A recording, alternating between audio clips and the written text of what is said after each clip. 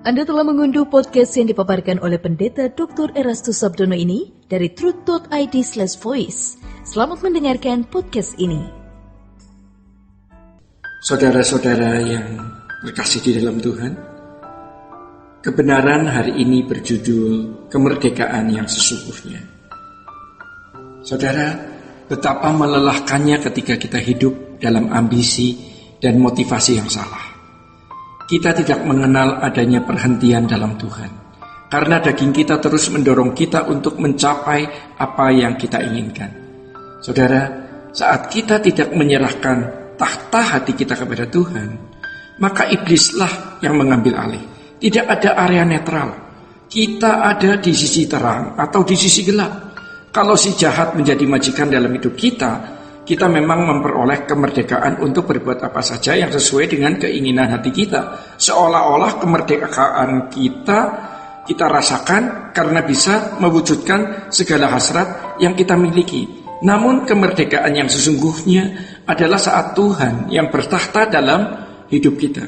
Ya, kita baru bisa dikatakan merdeka yang sesungguhnya apabila Tuhan yang bertata dalam hidup kita. Saudara, memang seolah-olah bukan kebebasan yang kita peroleh karena seperti ada belenggu tidak bisa lagi merdeka melakukan segala sesuatu yang kita ingini. Ya.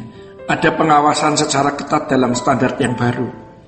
Tuhan kita tidak bisa bebas, maksudnya kita tidak bisa bebas melangkah setiap saat.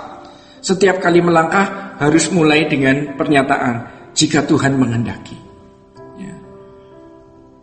Klausa jika Tuhan tidak menghendaki, ini berarti bahwa kita tidak boleh bergerak sembarangan meskipun meskipun merasakan desakan hati yang kuat. Orang yang memberikan tahta hidupnya bagi Tuhan akan berusaha mengenal Dia, mengerti isi hatinya untuk dilakukan. Pengenalan akan Tuhan itu menjadi hal yang sangat utama bagi kita semua. Saudara-saudara, bagaimana kita dapat mengakhiri hasrat atau keinginan yang tidak sesuai dengan kehendak Allah? Ada beberapa langkah untuk dapat masuk wilayah itu. Kita harus menyadari bahwa segala keinginan manusia akan berakhir sia-sia. Apapun yang kita ingini suatu hari, semua itu harus berakhir dan lenyap, tiada berbekas. Saudara-saudara, berbagai keinginan tersebut tidak boleh mengalahkan keinginan satu-satunya yang harus kita miliki, yaitu melakukan kehendak Tuhan. Sebab pada faktanya keinginan-keinginan manusia pasti menggeser keinginan untuk melakukan kehendak Tuhan. Hal ini membuat manusia menjadi Tuhan bagi dirinya sendiri. Apabila kuat, ia juga bisa menjadi Tuhan bagi sesamanya. Akan tetapi mereka tidak menyadari hal ini, sebab mereka berpikir bahwa memiliki keinginan adalah suatu kewajaran hidup.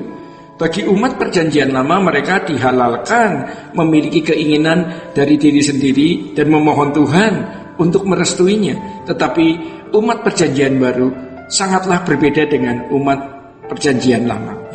Bagi umat perjanjian baru, mereka dipanggil untuk memuliakan Tuhan dalam dan melalui segala hal. Ini berarti mereka harus hidup untuk kepentingan Tuhan sepenuhnya. Saudara-saudara yang dikasihi di dalam Tuhan, hidup untuk kepentingan Tuhan berarti memiliki kepekaan untuk mengerti segala sesuatu yang Tuhan inginkan dalam hidupnya untuk dilakukan. Hal ini tidak hanya ditandai dengan jenis kegiatan yang dilakukan.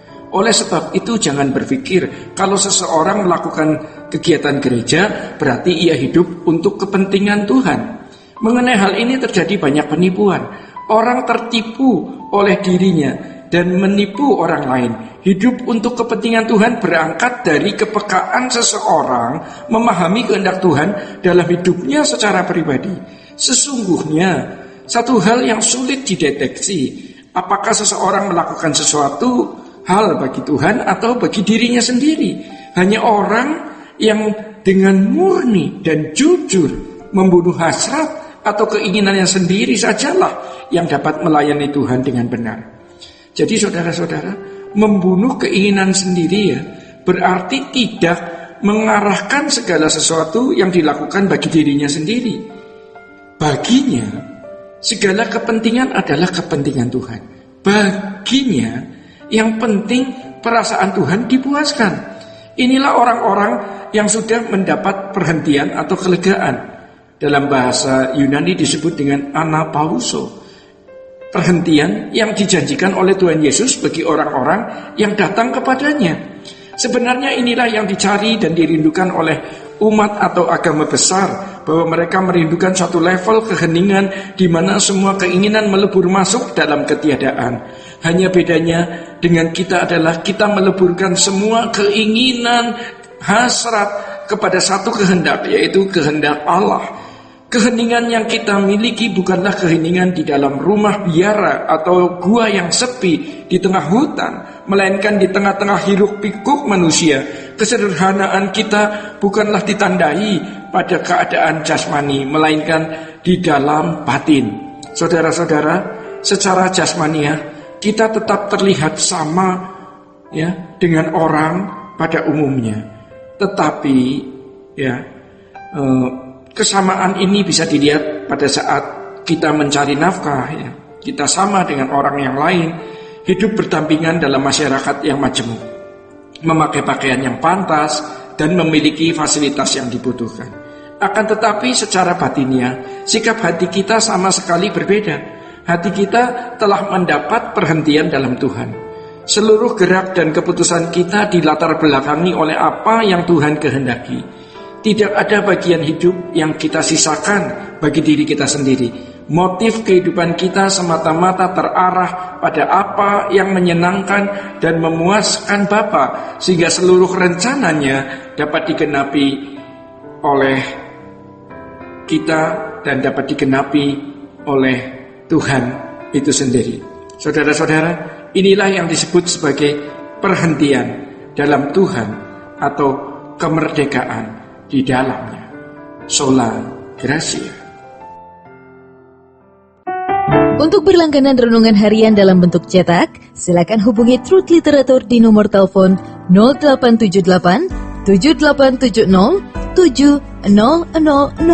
Untuk mendapatkan CD khotbah, MP3 renungan Truth, dan CD album lagu produksi Sola Gratia, Anda dapat menghubungi di hari dan jam kerja di nomor telepon 021 638 60953. Tuhan Yesus memberkati.